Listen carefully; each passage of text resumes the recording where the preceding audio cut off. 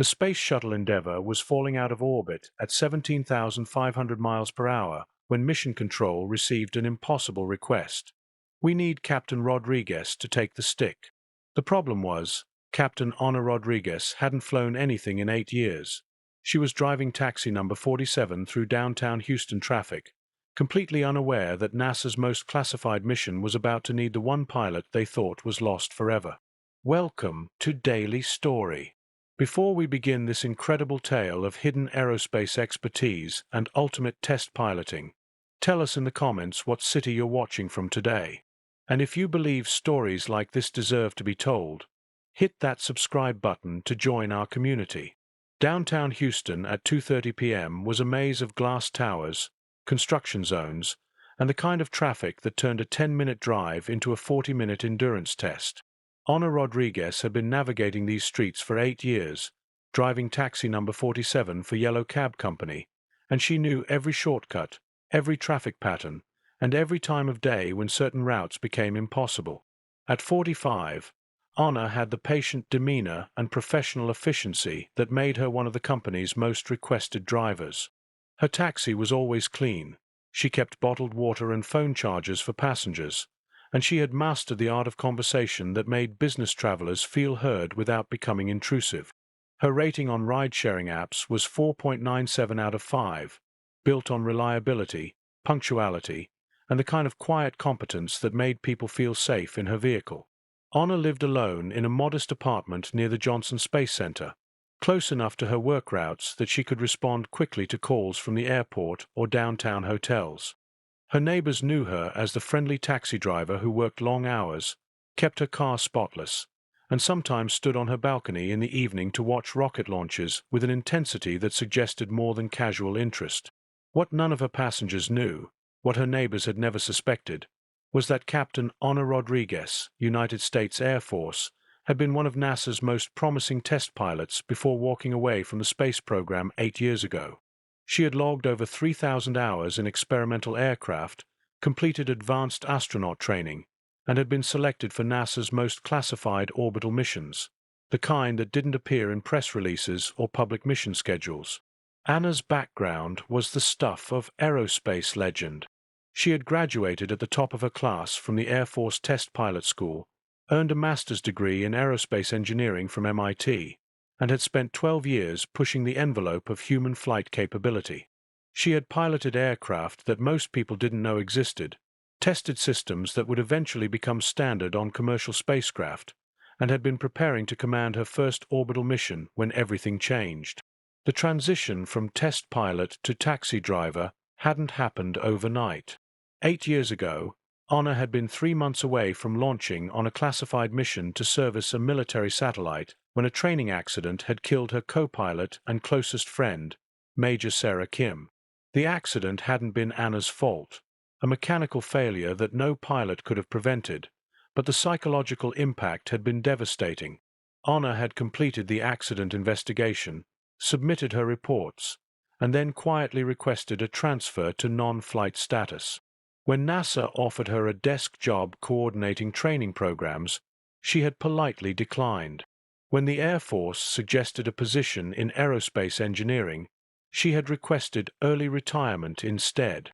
Driving a taxi had been Ana's way of staying in motion without the life-and-death decisions that had defined her military career.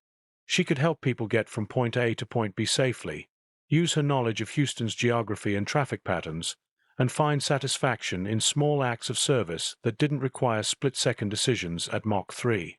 For 8 years, Ana had built a peaceful life that had nothing to do with rocket engines or orbital mechanics. She had learned to sleep without dreaming about failed systems and emergency landings. She had stopped automatically calculating fuel loads and trajectory adjustments. She had convinced herself that the quiet satisfaction of helping passengers reach their destinations was enough purpose for the rest of her life. But Ana had never quite been able to let go completely. She kept her pilot's license current, maintained her security clearances, and had an encrypted radio in her taxi that monitored NASA communications frequencies. She told herself it was just professional curiosity, But the truth was that part of her heart had never left the cockpit. The afternoon of November 12th started like any other workday. Anna had completed 6 fares since her 6 a.m. start time, including 2 airport runs and a businessman who needed to get to a meeting downtown in under 20 minutes despite construction traffic. She was stopped at a red light on Main Street when the radio crackled with a transmission that made her blood run cold. Emergency! Emergency! This is Mission Control Houston. We have a spacecraft in distress, approximately 200 miles above Earth. Endeavour shuttle is experiencing multiple system failures and is unable to maintain orbital altitude. We are requesting immediate assistance from any qualified shuttle pilots in the Houston area. Anna stared at the radio, her mind automatically processing the technical implications. A shuttle in distress at 200 miles altitude meant the crew was dealing with either propulsion system failure or life support problems that would force them to attempt emergency re-entry. Either scenario was potentially catastrophic, requiring piloting skills that very few people possessed. She knew she should ignore the call. She had walked away from this world 8 years ago for good reasons. She had built a civilian life that didn't involve the kind of decisions where failure meant death for multiple people. But as the emergency transmission repeated, Anna found herself thinking about the astronauts aboard Endeavour, people she had probably trained with, pilots who were facing the same kind of impossible situation that had once been her specialty. Anna pulled her taxi to the side of the road and picked up the encrypted radio she had hoped never to use again. Mission Control Houston. This is Captain Anna Rodriguez. I'm approximately 15 minutes from JSC. What's the nature of the emergency? The response came back immediately, filled with relief and disbelief. Captain Rodriguez? Anna, is that really you? This is Flight Director Matthews. We thought you were.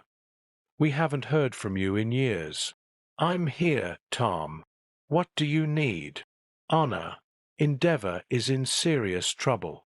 They've lost primary and backup propulsion systems, life support is failing, and they need to attempt emergency re-entry within the next 90 minutes. The problem is, Commander Phillips is unconscious from a systems malfunction, and his backup pilot doesn't have experience with emergency re-entry procedures. Anna closed her eyes, seeing the scenario play out in her mind. Emergency re-entry without propulsion assistance required manual control techniques that were only taught to the most experienced test pilots. It was the kind of flying that required perfect timing, absolute precision, and the ability to make split-second decisions while traveling at 17,000 miles per hour. "Who's the backup pilot?" she asked. "Lieutenant Vasquez. She's qualified for standard operations, but she's never attempted unpowered re-entry. Anna, we need someone who can either talk her through the procedure or—" Tom paused, clearly struggling with what he was about to ask. "Or take control remotely," Anna finished for him. "Tom, you know I haven't flown in 8 years. Anna, you're the only person within 1,000 miles who has the combination of shuttle experience and emergency re-entry qualifications. We've run the numbers. Without expert guidance, Endeavour won't make it home." Anna looked around at the Houston traffic, at the ordinary world she had built for herself, and made a decision that would change everything. "I'm on my way." She hung up her out-of-service sign, turned on her emergency flashers, and began driving toward Johnson Space Center with the kind of focused intensity she hadn't felt in 8 years. As she navigated through traffic that seemed impossibly slow given the circumstances, Anna's mind was already shifting into the analytical mode that had once made her one of NASA's most reliable test pilots. 15 minutes later, Anna walked into Mission Control wearing jeans and a yellow cab company polo shirt, looking completely out of place among the engineers and flight controllers in their NASA uniforms. But the moment she took her position at the flight director's console, something in the room shifted. The voice that came over the communication system was calm, authoritative, and carried the unmistakable confidence of someone who had talked people through impossible situations before. "Endeavour, This is Captain Rodriguez. Lieutenant Vasquez, I need you to listen very carefully to what I'm about to tell you.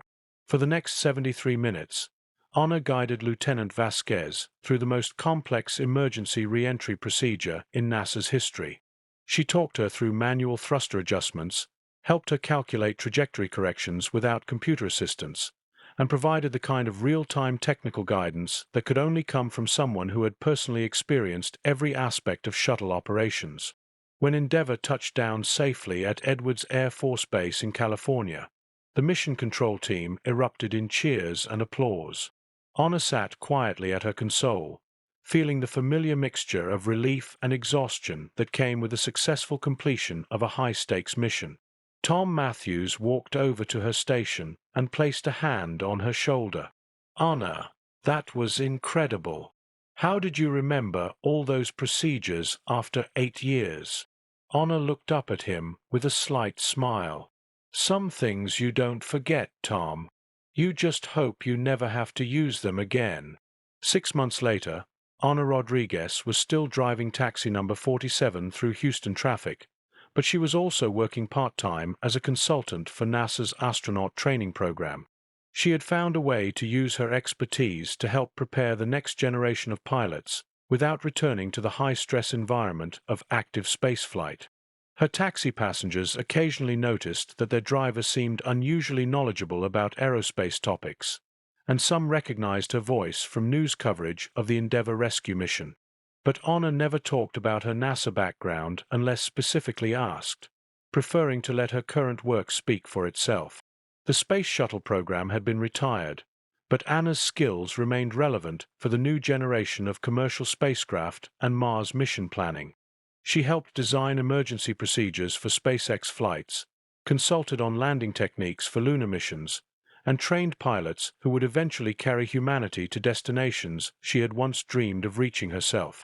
Honor had learned that retirement doesn't mean abandoning your expertise. It means finding new ways to use your skills to help others achieve what you once pursued yourself. She found deep satisfaction in knowing that every astronaut she trained carried part of her knowledge and experience with them as they pushed the boundaries of human exploration. Her apartment near Johnson Space Center now displayed a few mementos from her NASA career: photos from her test pilot days, a model of the space shuttle, and a framed letter of appreciation from the Endeavour crew. But the most meaningful addition was a simple thank you note from Lieutenant Vasquez, who had gone on to command 3 successful missions using techniques Honor had taught her during those critical 73 minutes. Sometimes the most important flights are the ones you navigate from the ground, guiding others through challenges you've faced yourself. Honor Rodriguez had discovered that teaching someone else to reach the stars could be just as meaningful as going there yourself. So now I ask you, have you ever known someone whose quiet expertise suggested they had experience with challenges far beyond their current role? Someone who possessed technical knowledge that seemed to come from specialized training you never expected?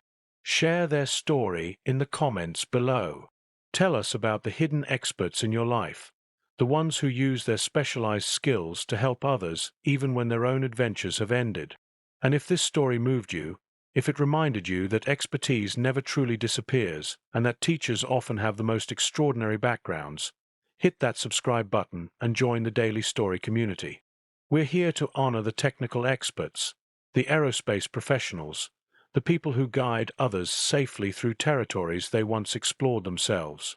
Thank you for watching, and remember, the next time someone helps you navigate a challenge with unusual expertise and calm confidence, look a little closer. You might be receiving guidance from someone who once flew at the edge of human capability and chose to use that experience to help others reach their own impossible destinations.